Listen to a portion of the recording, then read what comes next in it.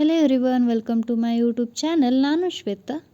ಇದು ನಂದು first vlog ಆಗಿರ್ತೈತಿ. ಪ್ಲೀಸ್ ಎಲ್ಲರೂ ಲೈಕ್, ಶೇರ್, ಕಮೆಂಟ್ ಮಾಡಿರಿ. ಈ ವಿಡಿಯೋಯಿಂದ ನಿಮ್ಗೆ ಸ್ವಲ್ಪ ಆದರೂ ಯೂಸ್ಫುಲ್ ಅನಿಸಿದ್ರೆ ಸಬ್ಸ್ಕ್ರೈಬು ಮಾಡಿರಿ. ಇದು ಮಂಗಳವಾರದ ವ್ಲಾಗ್ ಆಗಿರ್ತೈತಿ. ಬೆಳಗ್ಗೆ ನಾನು ಎದ್ದ ರಂಗೋಲಿ ಎಲ್ಲ ಹಾಕಿದ್ನಿ. ಸಿಂಪಲ್ಲಾಗಿ ಒಂದು ರಂಗೋಲಿ ಹಾಕಿದ್ದೀನಿ. ಹೆಂಗಾಗೈತೆ ಅನ್ನೋದು ನೋಡ್ಕೊಂಬರ್ರಿ.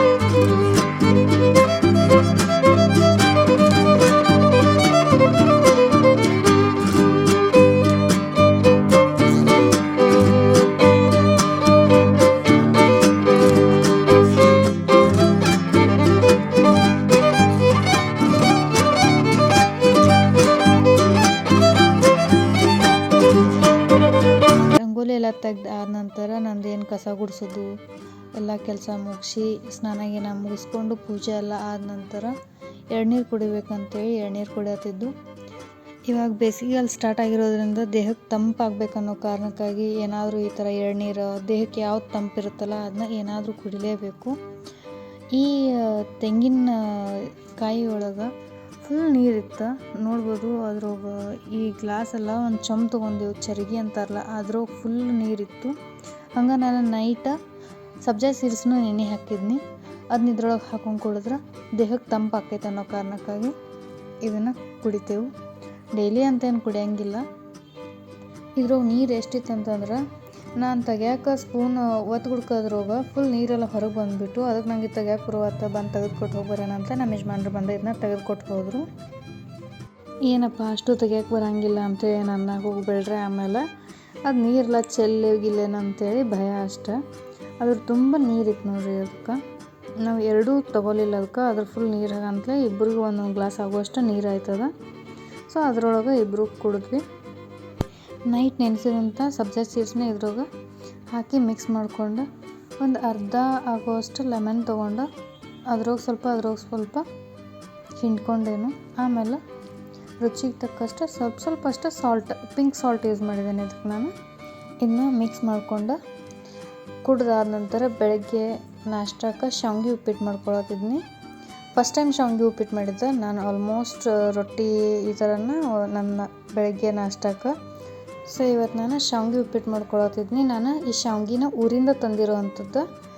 ಈ ಅಂಗಡಿ ಒಳಗೆ ಸಿಗ್ತದಲ್ಲ ಅದೆಲ್ಲ ಊರೊಳಗೆ ಮಾಡಿಸ್ತಾರಲ್ಲ, ಗೊತ್ತಿರ್ತೈತಿ ಆ ಕಡೆ ಎಲ್ಲ ಇದ್ದವ್ರಿಗೆ. ಅದನ್ನ ಮಾಡಿಸಿರೋ ಅಂಥದ್ದಿದೆ. ಅಂಥದ್ದು ಅವು ಒಂಥರ ಹಿಂಗೆ ರೌಂಡ್ ಇರ್ತಾವೆ. ಅಂಥವು 2 ತೊಗೊಂಡಿದ್ನಿ. ಎರಡೂ ಮೊದಲು ಒಂದು ಕಡಾಯಿ ಕಾಯಕ್ಕೆ ಇಟ್ಕೊಂಡು ಅದರೊಳಗೆ ಈ ಥರ ಅದನ್ನೆಲ್ಲ ಮುರಿದು ಅದ್ರೊಳಗೆ ಹಾಕಿ ಚಲೋ ತಂಗೆ ಫ್ರೈ ಮಾಡ್ಕೊಂಡೆ ಸ್ವಲ್ಪ. ಕೆಲವೊಬ್ಬರು ಫ್ರೈ ಮಾಡ್ಕೊತಾರೋ, ಕೆಲವರು ಡೈರೆಕ್ಟ್ ನೀರು ಕುದಿಸಿ ಅದರೊಳಗೆ ಹಾಕಿನೂ ಮಾಡ್ತಾರೋ. ನಾ ಈ ಥರ ಮಾಡತ್ತೇನು. ಇದು ಚಲೋ ಆಗಿತ್ತು. ನೀವು ಒಂದ್ಸಲ ಟ್ರೈ ಮಾಡಿರಿ, ಹೆಂಗಾಗೈತೆ ಅನ್ನೋದು ಹೇಳ್ರಿ.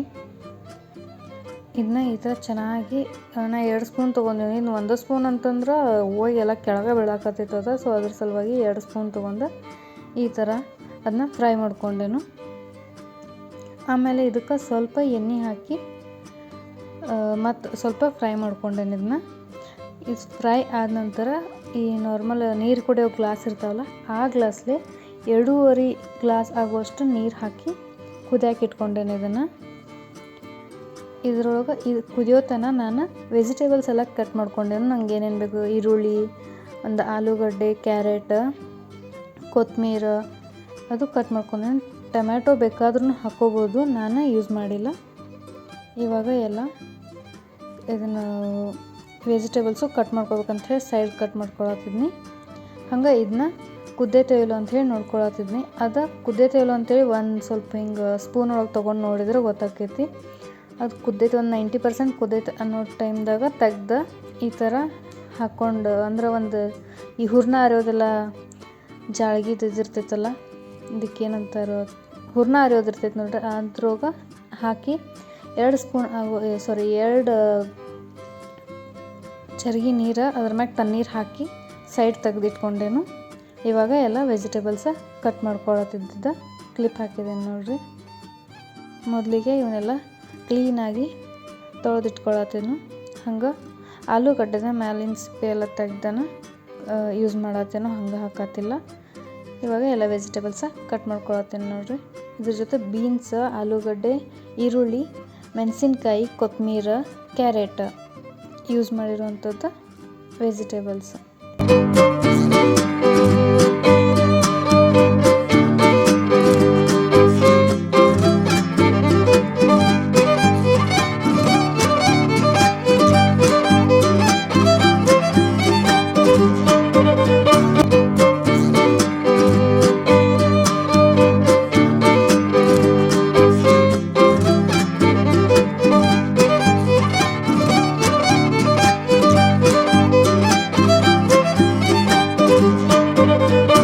ವೆಜಿಟೇಬಲ್ಸ್ ಎಲ್ಲ ಕಟ್ ಮಾಡಿದ ನಂತರ ಇವಾಗ ಅದೇ ಕಡಾಯಿಗೆ 4 ಟೇಬಲ್ ಸ್ಪೂನ್ ಆಗುವಷ್ಟು ಎಣ್ಣೆ ತೊಗೊಂಡೇನು, ಅಡುಗೆ ಹಾಕೋ ಎಣ್ಣೆ. ಆ ಎಣ್ಣೆಗೆ 1 ಟೇಬಲ್ ಸ್ಪೂನ್ ಆಗುವಷ್ಟು ಕಡಲೆಬೇಳೆನ ಹಾಕಿ ಗೋಲ್ಡನ್ ಬ್ರೌನ್ ಬರೋ ನಾನು ಅದನ್ನು ಫ್ರೈ ಮಾಡ್ಕೊಂಡೇನು ಚಲೋ ತಂಗೆ. ಸ್ವಲ್ಪ ಅದು ಫ್ರೈ ಆದ ನಂತರ 1/2 ಟೇಬಲ್ ಸ್ಪೂನ್ ಆಗುವಷ್ಟು ಉದ್ದಿನ ಬೇಳೆ ಇರ್ತಾವಲ್ಲ ಅವನ್ನ ಹಾಕಿ ಮತ್ತು ಚಲೋ ತಂಗೆ ಫ್ರೈ ಮಾಡ್ಕೊಂಡೆ ನೋಡ್ರಿ. ಇವಾಗ ಜೀರಿಗೆ ಮತ್ತು ಸಾಸಿವೆನ ಹಾಕಿ ಸ್ವಲ್ಪ ಸಿಡಿಸ್ಕೊಬೇಕು.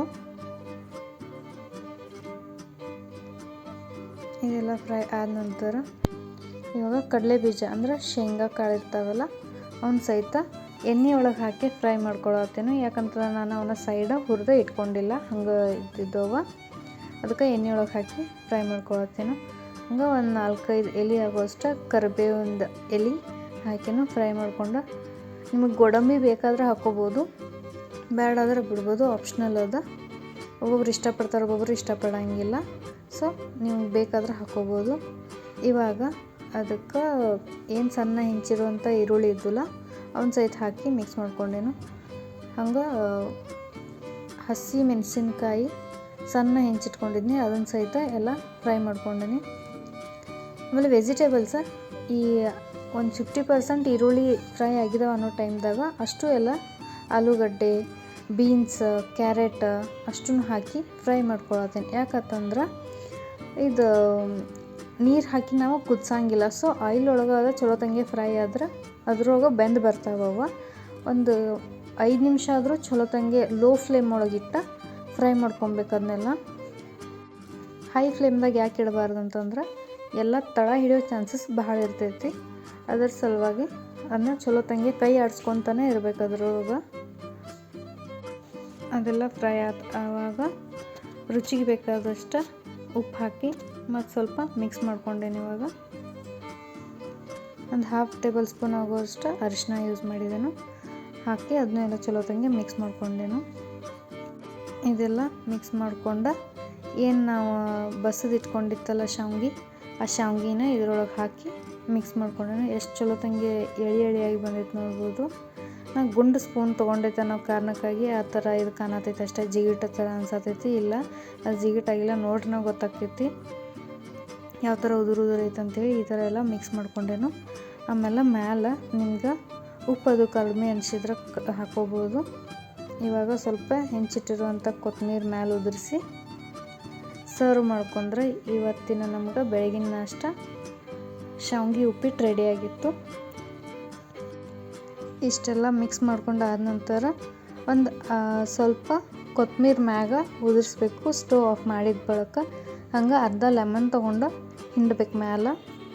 ಸೂಪರ್ ಟೇಸ್ಟಿಯಾಗಿರುವಂಥ ಉದುರಾಗಿರುವಂಥ ಶಾವ್ಗೆ ಉಪ್ಪಿಟ್ಟು ರೆಡಿ ಆಕೈತಿ.